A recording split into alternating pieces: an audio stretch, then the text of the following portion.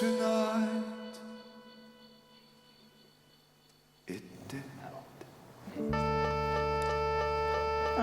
It's not in.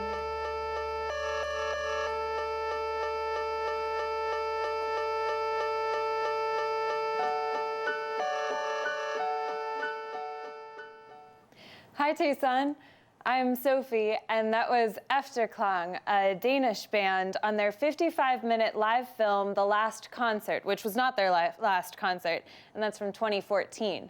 The performance was filmed by Vincent Moon, a master filmmaker, and the music features the South Denmark Philharmonic as well as the South Denmark Girls Choir, alongside the three-piece band. The presence of the orchestra and the choir and the production quality of the video were conceived of by the band, who then applied for a grant from the Danish Arts Council to pay the expenses of such a massive project. They got it, but it wasn't their first government grant, nor would it be their last. The majority of this group's ambitious videos have been funded in one way or another by the Danish government, and I bet you've never heard of them, Efterklang. Canada, Sweden, Denmark, Norway, and Iceland all have funding for music built into their national budgets. In Norway, 26 million was set aside to pay for music in 2010. In 2006, the Canadian agency that oversees music funds said it controls a budget of roughly 12.4 million and handed out awards to 1/3 or more of the 3,800 applicants who sought support. Broken Social Scene and its label, for example, were offered more than 140,000. Arcade Fire and Stars were also beneficiaries. A Wolf Parade video received a grant of $20,000. Islands also got $20,000 for a video, among other projects. Denmark's export agency gives similarly large grants to bands on tour in the US, viewing popular music radically as an export, like tea, or tulips, or drugs, or reindeer. The Danish band, The Figurines, was given $18,000 towards their US tour.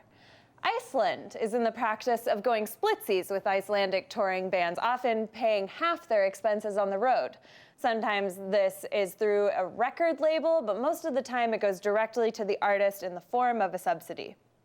The thing is that you don't already have to be successful in these countries to get government support, although there is, as you would imagine, a lot of competition in the music scene for these grants.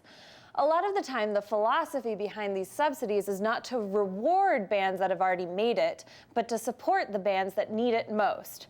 Obviously, vision and commitment are essential to getting support, but the idea is that government support will alleviate the financial stress usually experienced by musicians, and by lifting this burden, the musicians can then focus on their art, and through this focus, they will make better art, and then they will make it on the global scene, and then they will make Sweden proud and possibly rich.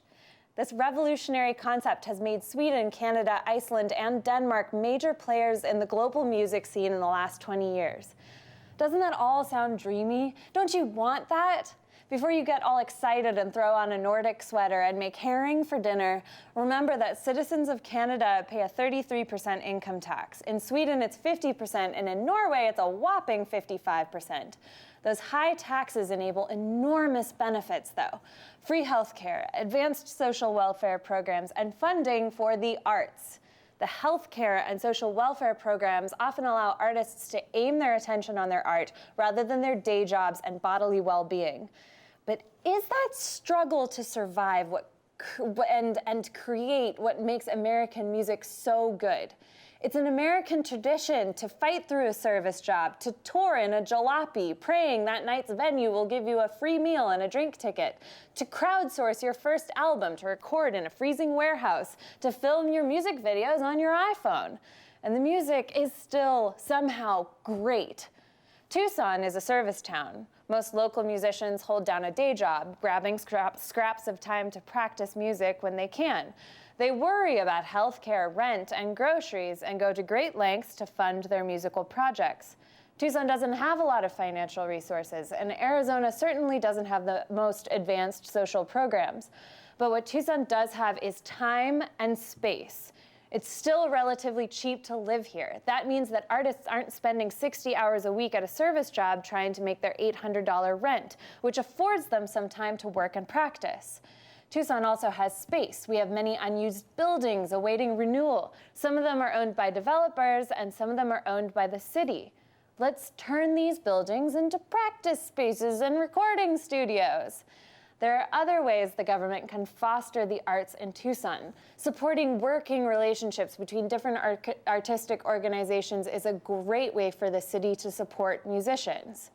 What if a local band recorded an album with the Tucson Symphony in a building supplied by the project by the city, and Creative Tucson filmed it? With a little bit of government help, there's very little to stand in the way of something like that.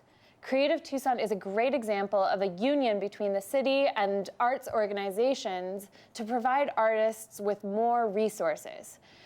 We can't be like Denmark financially, and we don't have to be. We have other assets.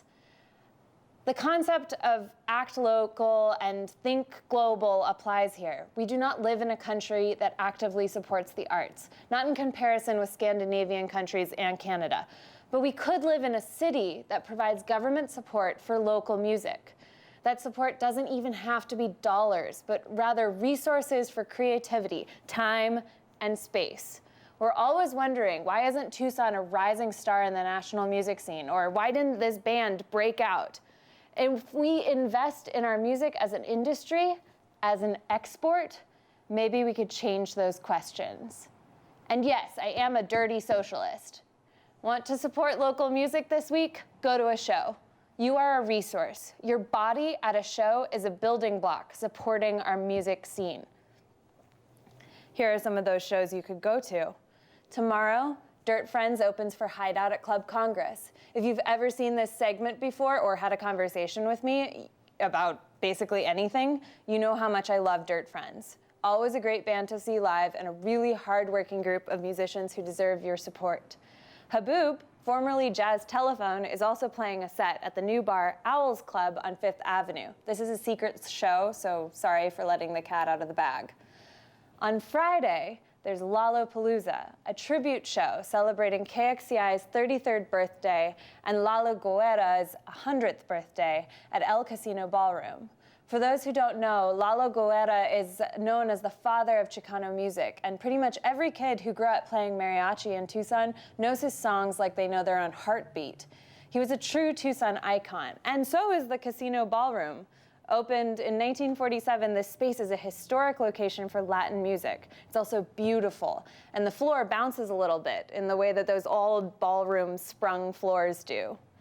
Saturday is a doozy. You're gonna have to choose. Tucson Rock Lottery is an annual event where 25 musicians meet in the morning, randomly form 5 bands, write 3 original songs, learn 1 cover song, and perform them on stage that night.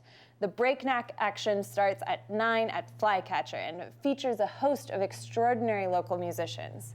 Agent Fred will play their last show for a while at Shays with Crab Legs. They're going to take a break from performing to write and record some new music. It's a sweet kind of sorrow, I feel.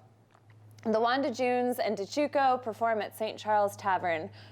They're presenting a rock and roll weekend on Saturday. On Sunday, as part of the same event, there will be a record swap from 2 to 5 at St. Charles as well. The Tucson Symphony presents Handel's Messiah, a stock Christmas tradition. You know it. It goes Alleluia, Alleluia, Alleluia, Alleluia, and then you rinse and repeat. Handel was writing in his 3rd language, English, when he wrote this piece, and so the choir also repeats the phrase, "For we like sheep," multiple times before moving into the final clause, "are fast astray." That's Saturday night and Sunday afternoon at Catalina Foothills High School. Thanks for watching, Tucson. I'll see you out there, and if not out there, in here, same time next week.